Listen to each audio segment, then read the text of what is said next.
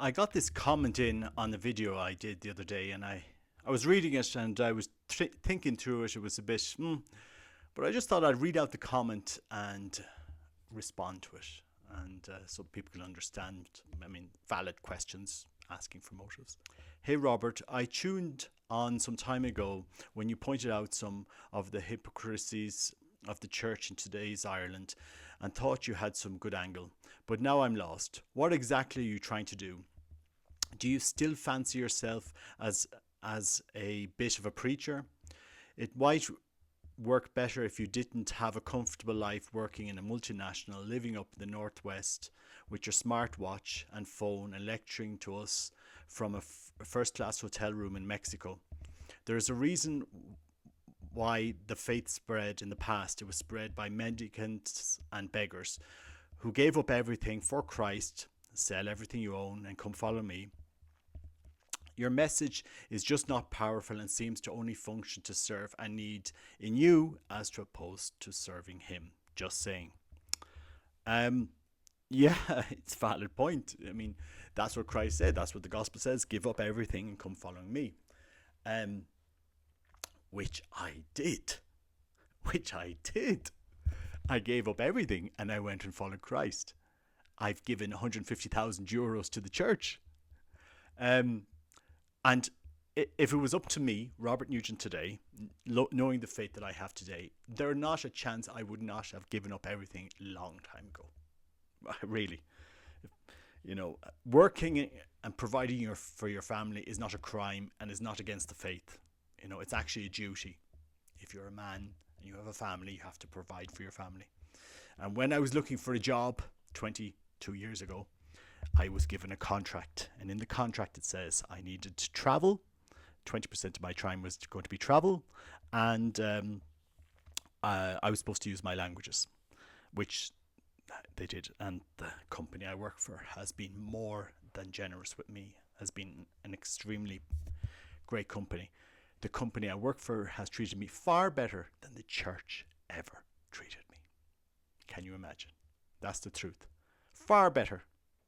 More kindness, more respect, more development than the church ever treated me. Not just my time, 9 years as a Legionnaires of Christ, but even over the last couple of years when you're trying to ask questions, can we do stuff and so forth. I mean, my children know, I've said this many times, if I won the lotto tomorrow, I would buy a chapel. I would buy a chapel, a perpetual Eucharistic adoration chapel, a chapel so beautiful that people would be captivated, like the chapel in Maiden Lane in London, this beautiful chapel to the Eucharist. That's what I would love. A chapel with a small hostel for about 10, 20 people. So the people coming from around Ireland could stay there if they were having adoration. If you're coming up from Cork, you can have adoration, stay there. And I wanted a museum for the Eucharist so that there could be more catechism on the Eucharist and so forth. And I've tried to talk to many people about this, and that's life. It doesn't seem to be gaining traction. And at the end of the day, it has to be what God wants.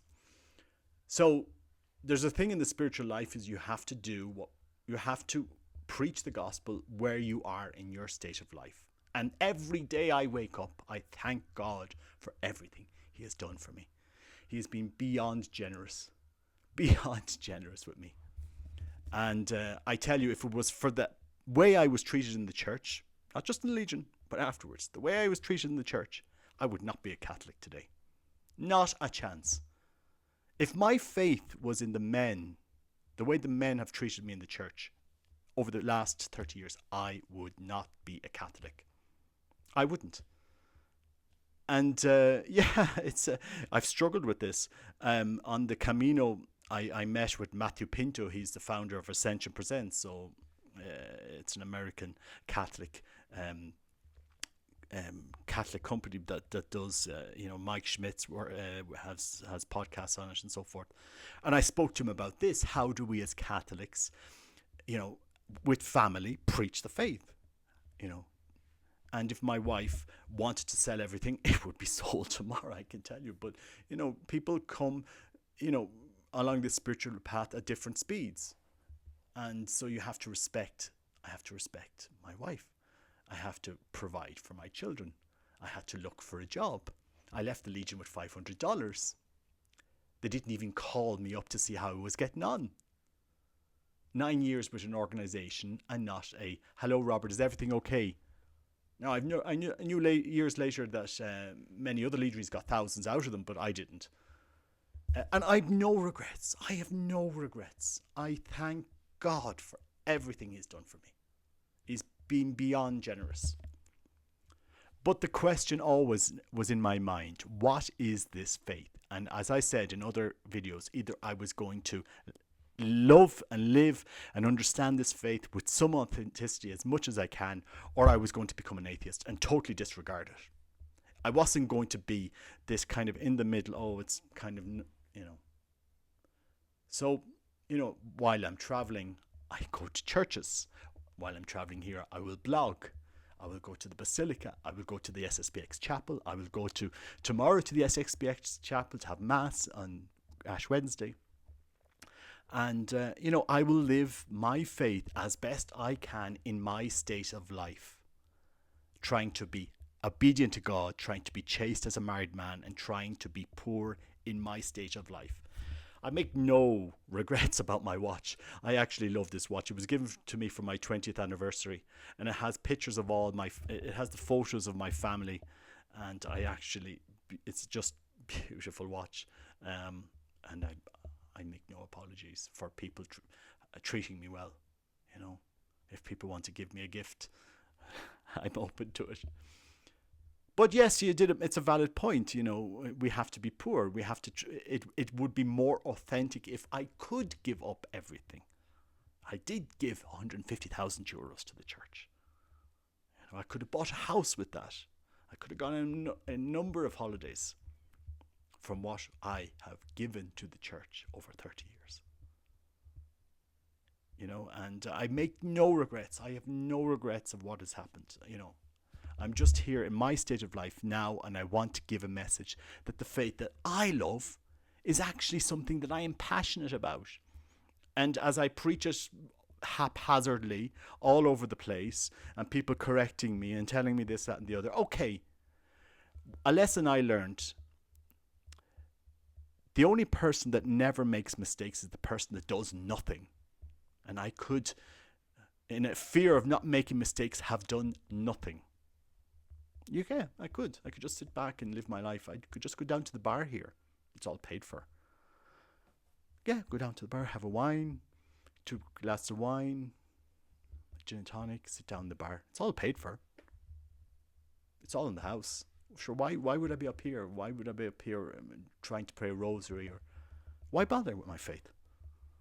Do you understand? So it's not easy, and you know, there's a fair point to be made. A message is better preached when, you know, it's so authentic. You know, obviously St. Francis understood this, when it's so authentic that it drives people to question you. But also, as a lay person, you have to understand, when you get married, you've given vows, and you're supposed to provide for your wife and family and not stress them out worrying about money, and not stress them out thinking where they're going, what's going to happen tomorrow, who's going to pay the bills, and so forth. You know, there's not a day go by that I don't thank God for everything that He's done for me. Not a day go by. But there was time I had nothing.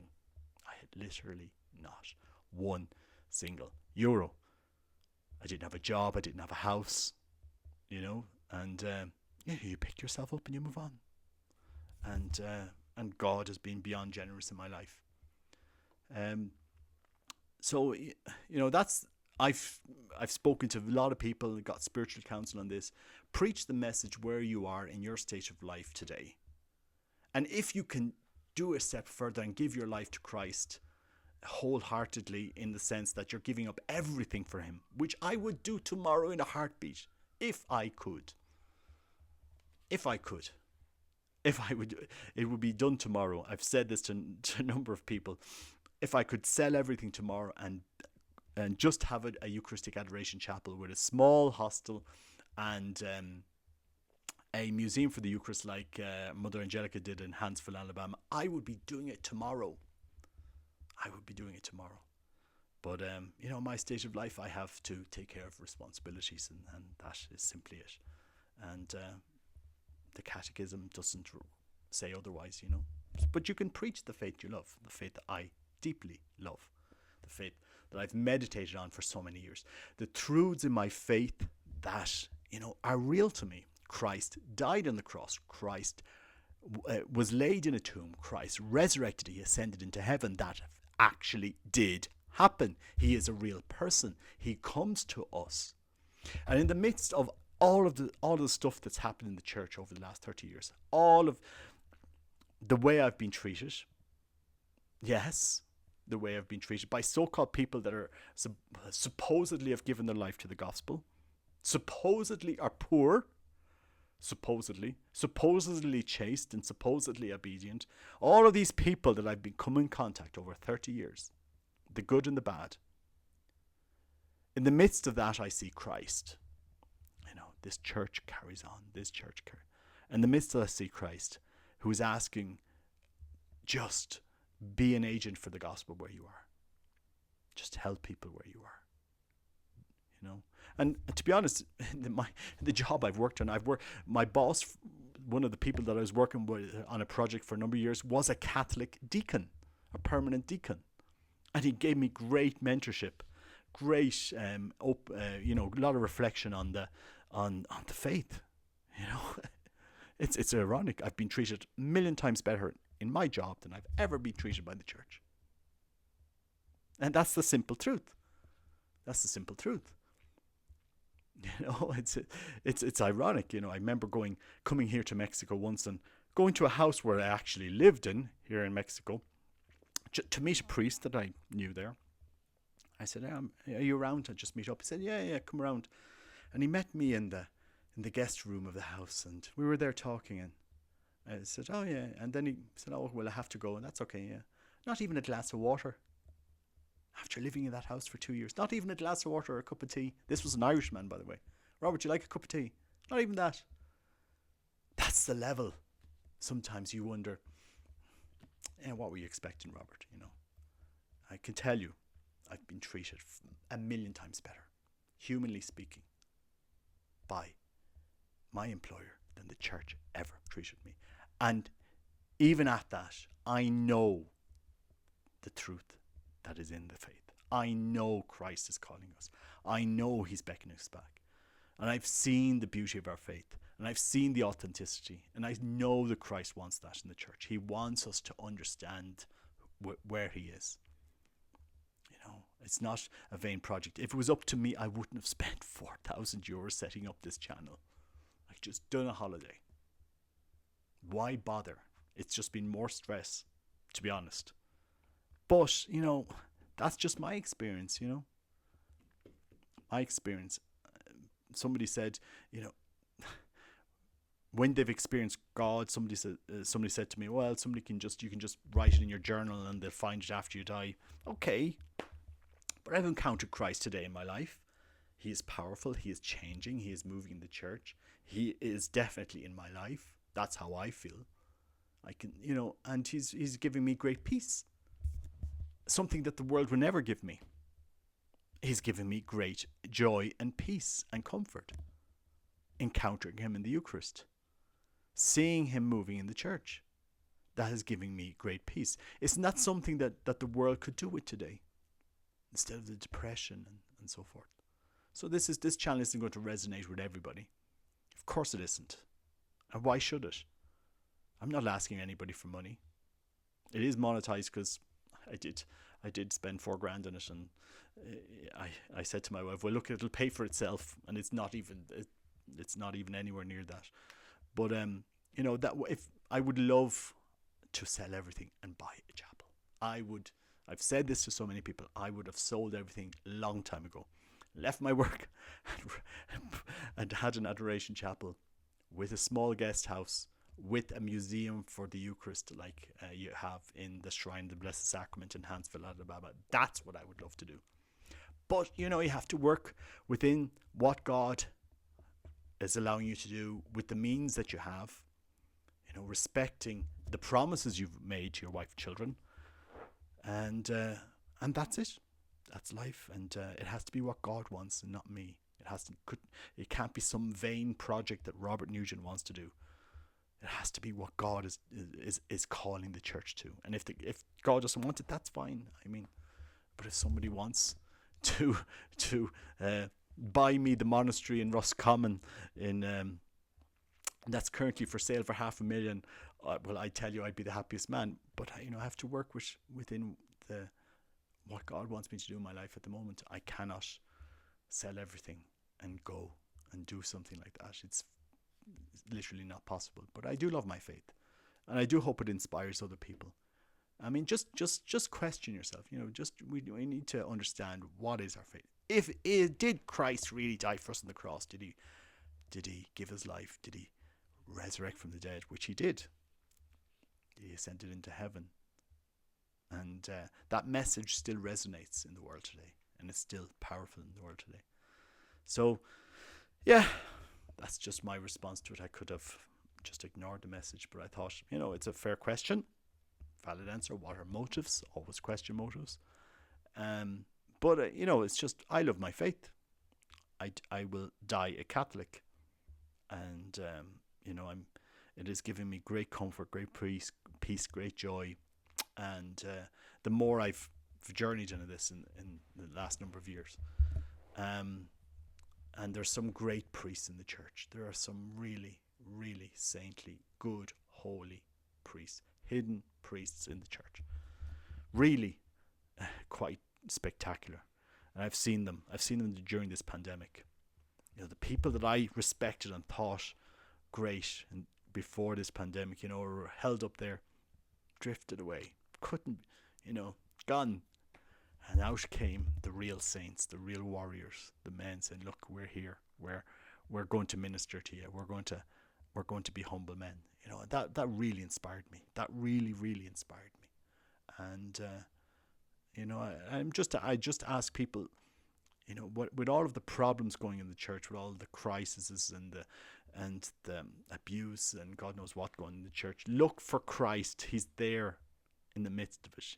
And once you look for him and you encounter him and you have a conversation with him, you'll understand he is drawing us forward and he's asking us to love him. So I speak from the heart. I could just not bother. Why bother pray? Why bother with the gospel? Why bother praying? Why bother trying to encounter Christ? Indeed, why bother? And but I think I said I'd take up that challenge as best I can, with all my faults and failings. And if it resonates with you, fine. If it doesn't, there's a million other places you can watch. But I do think if when you find a treasure that you found so precious, which is the faith, it does drive you to want to discuss it more with people, to understand, well, look, there is something precious here. I did find something precious. It has helped me in my life. So why not share it in in whatever capacity you can do it, with spiritual counsel, in the capacity where you are in your life. And this is what multiple people have told me. Do what you can where you are in your state of life, as you can do it. Just do it. Don't. The worst thing is not doing anything, and that changes nothing. So preach the gospel as much as you can. Maybe I'm getting it completely wrong. Well, I leave everyone else to judge that, but that's just my reflection. Anyway, God bless. Take care. Bye-bye.